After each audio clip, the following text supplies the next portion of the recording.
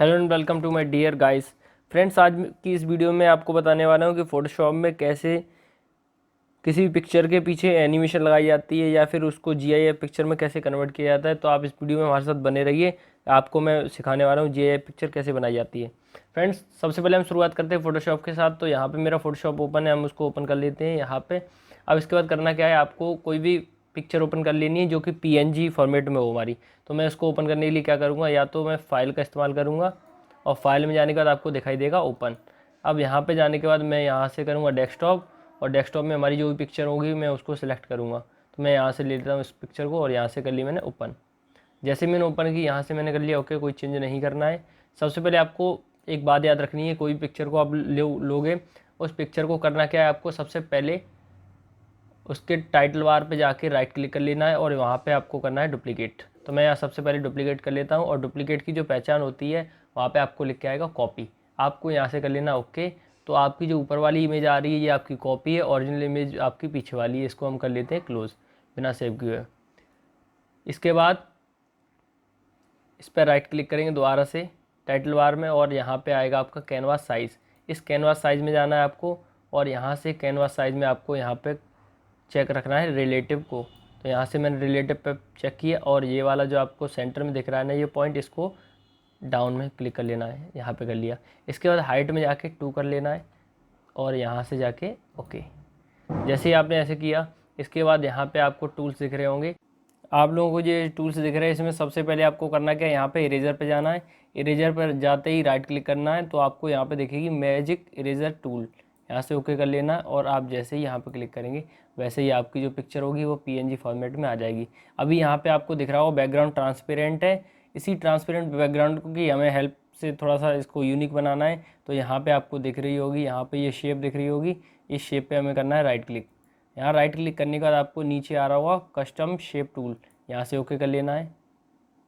अब जैसे ही custom shape किया आपने, तो यहाँ पे आपके सामने ये शेप्स आने लगेगी, इसमें क्लिक करना है और इसको यहाँ से थोड़ा सा एक्सटेंड कर लेना है।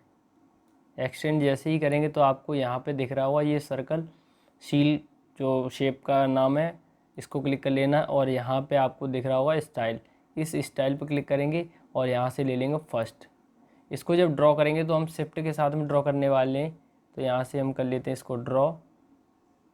ये ड्रॉ हो गया हमारा। अब यहाँ से हमारा जो मूव टूल है, इस मूव टूल की हेल्प से इसको थोड़ा सा मूव करने वाले हैं। अभी आपको यहाँ पे दिख रहा होगा, यहाँ पे आपको दिख रहा होगा लेयर्स। आप जैसे ही लेयर लेंगे तो लेयर लेने के बाद आपको करना क्या है, यहाँ पे इसको थोड़ा सा ड्रैग डाउन कर लेना है। इसको थोड़ा सा हम एक्सटेंड कर लेते हैं। अभी आपको यहाँ पे 2 लेयर दिख रही होगी, लेयर फर्स्ट एंड सेकंड। तो आपको दिख रहा होगा जो हमारी पिक्चर है वो हमारी पीछे आ रही है और जो शेप है वो आगे आ रही है। हमें इसको क्या करना है, शेप वाली जो लेयर को उसको उठा के नीचे रखना है।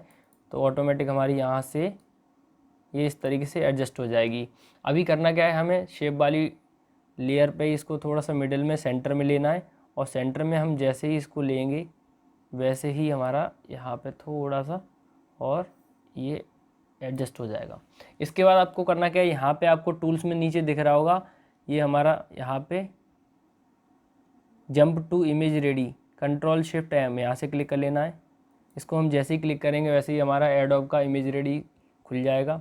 अभी आपको यहाँ पे करना क्या है, नीचे आपको दिख रहा होगा एनिमेशन, और जो एनिमेशन है इसको हमें चेक रखना है। तो इसके लिए हमें कहाँ जाना है, विंडो में जाएंगे, और विंडो में आपको दिख रहा होगा एनिमेशन, ये हमारा ऑलरेडी चेक है तो ये आपको यहाँ नीचे दिख रहा होगा।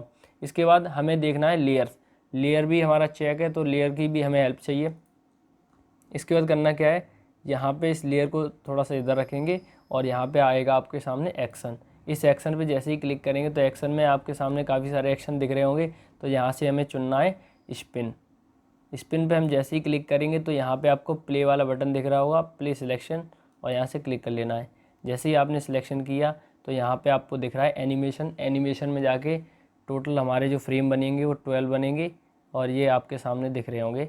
अभी यहाँ पे आपको एक प्ले बटन दिख रहा होगा नीचे एनिमेशन में, तो यहाँ से इसको प्ले कर लेते हैं। अभी आपको दिख रहा होगा कि जो बजरंगबली की या हनुमान जी की जो पिक्चर है उसके पीछे हमारा जो हमने शेप ली है वो हमारी रोटेट कर रही है। अभी आपको यहाँ पे दिख रहा होगा ये हमारी रोटेट एंटी क्लॉकवाइज कर रही है। अभी हमें करना क्या है, यहाँ पे एनिमेशन में जाके आपको ये 2 पॉइंट दिख रहे होंगे, इस पर क्लिक कर लेना है, और यहाँ पे जाने के बाद आपको दिख रहा होगा रिवर्स फ्रेम्स, इस पर क्लिक कर लेना है। जैसे ही आपने किया यहाँ पे ये जो शेप होगी जो रोटेट हो रही है वो स्टॉप हो जाएगी। इसके बाद आपको दोबारा से प्ले करना है। वैसे ही देखना आप यहाँ पे क्लॉकवाइज रोटेट होना स्टार्ट हो गई है। अगर आप हमारे चैनल पर नए हैं तो सब्सक्राइब कीजिए और बेल आइकन को प्रेस करना ना भूलिए, ताकि आपको ऐसे ही महत्वपूर्ण और मज़ेदार वीडियोस देखने को मिल सके और आपको कुछ बेहतर सीखने को मिल सके। धन्यवाद।